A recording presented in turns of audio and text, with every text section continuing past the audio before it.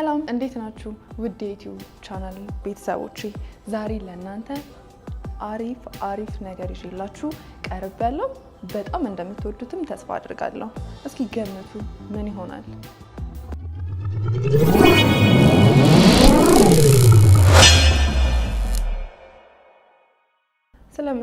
መሳሳም ስሜታችንን የምንገልጽበት ብቻ አይደለም። መሳሳም ብዙ ጥቅሞች አሉት። እሱን አብራችሁኝ የምታዩት ይሆናል። አብራችሁኝ ቆዩ። እንደምትወዱትም ደግሞ ተስፋ አድርጋለሁ። ጥንዶች ፍቅራቸውን ለመግለጽ ምን ያደርጋሉ? ይሳሳማሉ።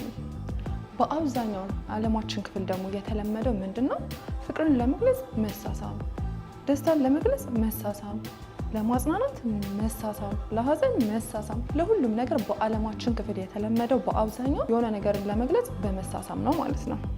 እስኪ ወደ ነጥቤ እንግባና ነጥቤን አብረን የምናየው ይሆናል። ከዛ በፊት ግን አምስቱን ነገሮች ልንገራችሁ። አንደኛው የጭንቀት ሆርሞን ይቀንስልናል። ሁለተኛው የሰው ልጅ በተፈጥሮ መጥፎና ጥሩ የሆኑ ነገሮችን መቋቋም እንዲችል ተደርጎ ነው የተሰራው። ሶስተኛው እርጅና ሲጫጫነን አይናችን ያዝ ሲያደርገን። አራተኛው ፍትሁን መድኃኒት ነው።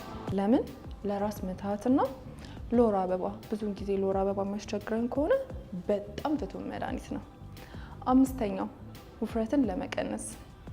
በዛን የቀነሽው አራ አይደለም። ወደ ነጥቤ ልግባ። አንደኛው እንግዲህ ጭንቀት ለሰው ልጅ በጣም ችግር ነው። የሆነ ነገርን አስር እያሰብን የምናብሰለስል ከሆነ በጣም ትልቅ ለሆነ ጭንቀት እንዳረጋለን ማለት ነው። በሰዓቱ ወደ ሳይኮሎጂካል ተካሄደ በጣም ትልቅ ችግር ያጋጠመናል ማለት ነው። መሳሳም ላይ ጥናቷን ያደረገችው ኒውሮሎጂስቷ ዊንዲ ሂሊ ለ15 ደቂቃ ሳያቋርጡ ጥንዶች እንዲሳሳሙ አድርጋ በጣም አሪፍ አዲስ ግኝት አግኝታለች። ያ ምንድን ነው?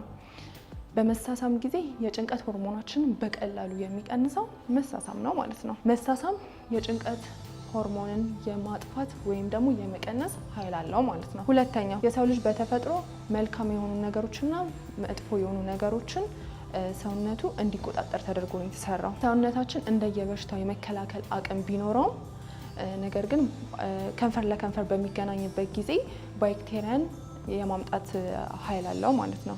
ታዲያ መሳሳምና ባክቴሪያ ምን ያገናኘው ብትሉኝ፣ ሁለት ሰዎች ከንፈር ለከንፈር በሚሳሳሙበት ጊዜ ከ80 ሚሊዮን በላይ ባክቴሪያዎች በከንፈራቸው ላይ ይገኛል። በሚያስገርም ሁኔታ ባክቴሪያዎች መብዛት የሰውነታችንን የበሽታ የመከላከል አቅም ያጎለበተ ነው ማለት ነው። ስለዚህ መሳሳም ምርጥ ነው ማለት ነው። ምክንያቱም በሽታን የመከላከል አቅም ካለው ከዚህ በላይ ምን እንፈልጋለን? ጭንቀታችንን የሚያስወግድልን ከሆነ በሽታችንን የሚያስወግድልን ከሆነ መሳሳም ምርጥ ነው ማለት ነው። ሞክሩት። ሶስተኛው እርጅና ሲጫጫነን አይናችንን ያዝ ሲያደርገን ማለት ነው። ፊታችን ሲሸበሸብ ምናምን ምንድነው ጥቅሙ? መሳሳም። ምክንያቱም በምናረጅበት ጊዜ በእርግጥ በሽታ እድሜን፣ ጾታን አይገድበውም። ነገር ግን እርጅና የሚባል ነገር አለ። በዛ ሰዓት ምን ይከሰታል? መጥፎ በሽታ፣ የደም ግፊት። ስለዚህ የደም ዝውውራችን በደንብ እንዲዘዋወር ያደርግልናል ማለት ነው። በምንሳሳምበት ጊዜ ደማችን ከልባችን ጋር ያገናኘዋል አይደለ? በዛ ሰዓት ደስ የሚል ስሜት ስለሚሰማን የልባችን ምት በሚጨምርበት ጊዜ ደማችን ስለሚዘዋወር ታዲያ እርጅና ጫንጫን ይጠፋል። የፊት መሸብሸብ ምናምን የለም፣ ሁሉም ነገር ይጠፋል ማለት ነው። እንደ አዲስ እንደ ወጣት ይሰማናል ማለት ነው። ስለዚህ መፍትሄው ምንድነው? መሳሳም። እድሜን፣ ጾታን አይገድበውም። አራተኛ ወንድሜ ራስ ምታት አስጨንቆሃል? እህቴስ የወር አበባ ህመም አስጨንቆሻል? ታዲያ መፍትሄው በጣም በቀላሉ ልታገኙ የምችው መሳሳም ነው። እንዲህ ስልሽ ደግሞ ካገኘሹ ሰው ሁሉ ጋር አይደለም፣ ከምትወጁ ከፍቅር አጋርሽ ጋር። ታዲያ በዛ ሰዓት ደስ የሚል ስሜት ስለሚሰሙሽ የደም ዝውውራችን ይፋጠናል። ምክንያቱም የደም ዝውውራችን ከልባችን ጋር ነው የሚገናኘው። ከምትወጁ ሰው ጋር ደግሞ ስትሳሳሚ ልብሽ ቷ ማለቱን ይቀጥላል ማለት ነው። የዛን ሰዓት መፍትሄው ተገኘ ማለት ነው። ስለዚህ ቀላሉ መፍትሄ መሳሳምና መሳሳም ነው። አምስተኛው ነጥቤ ምንድነው? ውፍረትን ለመቀነስ። ውፍረት አስጨንቆሽ ይሆናል። አሁን ላይ በዓለም የሚያስጨንቀን ምንድነው? ውፍረት። እኔ ግን መወፈር ፈልጋለሁ። የምሬን ነው የምላችሁ። መፍትሄውን ካወቃችሁ እንደውም ኮሜንት ላይ ጻፉልኝ። በዓለም ላይ ግን በጣም ካስጨነቃቸው ውፍረት ነው። ግማሹ ዳይት ይላል፣ ግማሹ ደግሞ መድኃኒት ይወስዳል፣ ግማሹ ደግሞ ይሮጣል። ስለዚህ ቀላሉ መፍትሄ መሳሳም ነው። መሳሳም ከ8 እስከ 18 ካሎሪንን የማቃጠል ኃይል አለው። ስለዚህ በቀላሉ ውፍረታችንን ቀነሰ ማለት አይደለም።